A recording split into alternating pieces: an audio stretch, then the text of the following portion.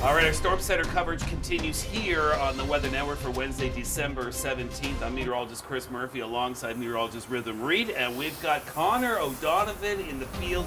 Yesterday, Connor, you were talking about the floods in British Columbia. You took a flight. You're now back in Alberta.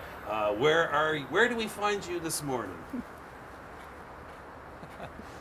Yeah, that's right. We all know the weather never sleeps. If it's not in one part of the country, it's popping up in another part of the country. And today I'm standing up above the White Mud Drive here in Edmonton, beautiful Edmonton, Alberta, which looks great in the snow. Of course, a little more dangerous in the snow, so definitely some risks to be aware of, though, when you're out there today. Well, Connor, you're talking about some of those risks already. You know, how has the drive been? Have you seen any impacts so far? Yeah, you know, I had a bit of a drive this morning. Luckily, I didn't have to go down onto the White Mud. That's, as Edmontonians will know, one of the problem areas during storms like this, and those problems sure to build up throughout the day for sure. You know, this freeway here, high speed, some elevation change as you head into that river valley, and some curves too. So a lot of room for mistakes there if you're not driving carefully. The other thing I wanted to mention too is that Edmonton has declared a parking ban on arterial roads and collector roads, a few other roads as well. That goes into effect at 7 p.m. tonight. So if you're unsure about whether or not your vehicle will be banned from parking on your street, you can head online and check the snow clearing map at the City of Edmonton's website to figure out if you can park tonight. Well, there's no question Edmonton is a winter city, but the other story too is the cold, and we're just looking at some of the daytime highs as we get into the weekend in the minus mid-20s. So this is cold even by Edmonton standards. Does the city do anything special to help combat these kind of temperatures?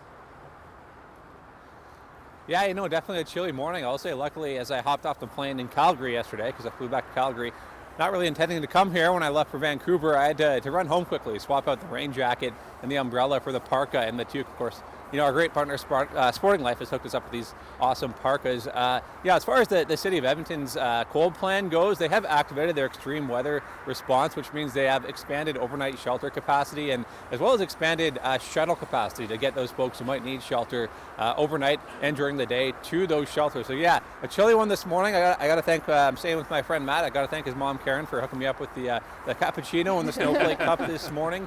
So I'm staying warm so far, but it's a cold one ahead, so bundle up out there, folks, and stay safe.